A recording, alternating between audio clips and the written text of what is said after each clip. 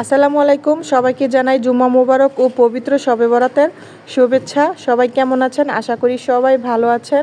আমিও আল্লাহর রহমতে ভালো আছি। তো আজকে খুবই মজাদার একটি রান্না করব। আমার মেয়েরা বলতেছে, আম্মু ব্রয়লার মুরগি খাবো, তুমি আলু দিয়ে আলুগুলো ভেজে ভুনা করো। তো মেয়েদের কথা মতো তো কাজ করতেই হবে। তো কালকের গরু মাংস রান্না ছিল, তাই আর গরু মাংস রান্না করিনি, আগের রান্না করা ছিল তাই।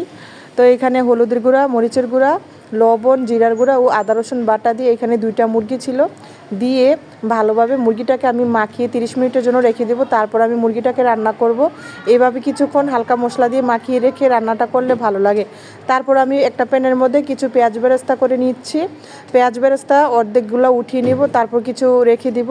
তারপর এটার মধ্যে আমি বাকি সব মশলা দিয়ে মুরগিটাকে রান্না করব। এখানে কিছু আস্ত জিরা ও 4-5টা এলাচ দিয়ে দিলাম। এলাচটা দেওয়ার পর এখানে টমেটো পেঁয়াজ বাটা দিয়ে দিলাম। টমেটো পেঁয়াজ বাটা দিয়ে ভালোভাবে কষিয়ে নেব মশলাটাকে।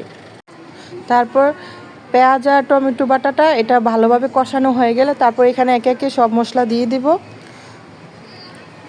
তো আদা রসুন বাটা দিলাম, তারপর লবণ দিয়ে দিলাম, তারপর হলুদের গুঁড়া দিয়ে দিলাম, মরিচের গুঁড়া দিয়ে দিলাম, ধনিয়ার গুঁড়া, জিরার গুঁড়া একসাথেই থাকে, ওইটা আমি দিয়ে দিলাম 1.5 চামচের মতো। তারপর গরম মশলা দিয়ে দিলাম, দিয়ে ভালোভাবে নেড়েচেড়ে মিশিয়ে এটাকে আমি কষিয়ে নিব অনেকক্ষণ লাগিয়ে।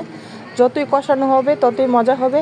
যে কোনো রান্নার ক্ষেত্রে মশলাটা যত বেশি কষানো হয় ততই কিন্তু মজা হয় খেতে। তারপর আমি একটু পানি দিয়ে দিলাম, দিয়ে ভালোভাবে কষিয়ে নিব তেলটা ভেসে আসার পর। তারপর আমি এখানে মুরগির মাংসগুলো দিয়ে দিব। এভাবে রান্না করে দেখবেন অনেক মজা হয় খেতে। তো এখন আমি মুরগিগুলো দিয়ে দিচ্ছি।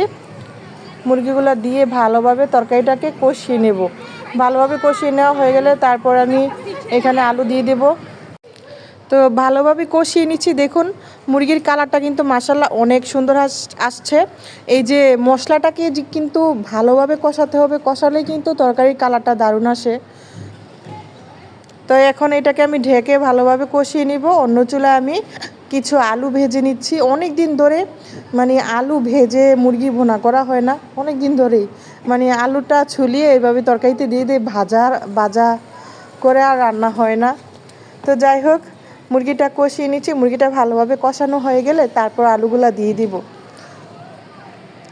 গতকালকে তো আমাদের ইতালিতে শবে বরাত চলে গেছে, আজকে তো বাংলাদেশে শবে বরাত। দোয়া করি আল্লাহ যেন এই শবে বরাতের উছিলায় সবার গুনাহ মাফ করে দেয়, যত কবরবাসী আছে সবাইকে জান্নাত দান করেন, সবাইকে মাফ করে দেন, আমিন। তো যাই হোক, আমার কথার মাঝে আজকে একদম আটকে যাচ্ছে, একদম তুতলিয়ে যাচ্ছি। আজকে আমার শরীরটা আসলে ভালো নেই। 2 দিন ধরে লং ভিডিও দিতে পারতেছি না, গতকালকে দেই নেই। তো ভাবলাম ভিডিওটা এডিট করাই লাগবে, যেহেতু আমার কথা আটকে যাচ্ছে। সবাই প্লিজ ক্ষমার দৃষ্টিতে দেখবেন, আমার কথার মাঝে যদি ভুল ত্রুটি থাকে মাফ করবেন। মুরগিটা কষানো হয়ে গেছে, এখন আলুগুলো দিয়ে দিলাম, দিয়ে ভালোভাবে কষিয়ে নিচ্ছি। তারপর পরিমাণ মতো ঝোল দিয়ে কাঁচামরিচ দিয়ে নামানোর আগে জিরা গুঁড়া দিয়ে উঠিয়ে নিব। যাই হোক, ভালোভাবে কষিয়ে নিচ্ছি। এইভাবে কষিয়ে রান্না করলে কিন্তু দারুণ লাগে খেতে। যাই হোক, আজকে আমার কথা একটু সুন্দর হয়নি জানি, আমার ভয়েস একদম বাজে হয়েছে আজকে।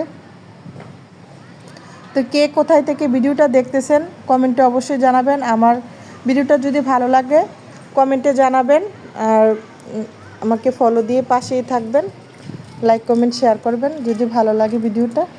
রান্নাটা কেমন হয়েছে জানাবেন। এখন আমি কাঁচামরিচ দিয়ে দিলাম। রান্না প্রায় শেষ।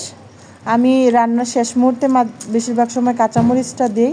মাঝে মাঝে কিছু কিছু রান্না আছে যেগুলোর মধ্যে আগেও কাঁচামরিচ দেই, পরেও দেই, আমি 2 টাইম দেই।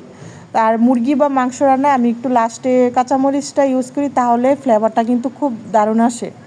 কাঁচামরিচটা আগে দিলে হয় কি, কাঁচামরিচটা গলে যায়, ফ্লেভারটাও কমে যায়, তাই লাস্টে ইউজ করলে ভালো আসে। তো এখন আমি টালা জিরার গুঁড়া দিয়ে দিচ্ছি। আমার রান্না প্রায় ডান। রান্নার কালারটা মাশাআল্লাহ অনেক সুন্দর হয়েছে। আমার বাচ্চারা খুব সুন্দর করে খেয়েছে, ওরা অনেক পছন্দ করেছে, বলছে আম্মু এখন থেকে আবার আলু এইভাবে ভেজে দিবা, তাহলে ভালো লাগে। আসসালামু আলাইকুম।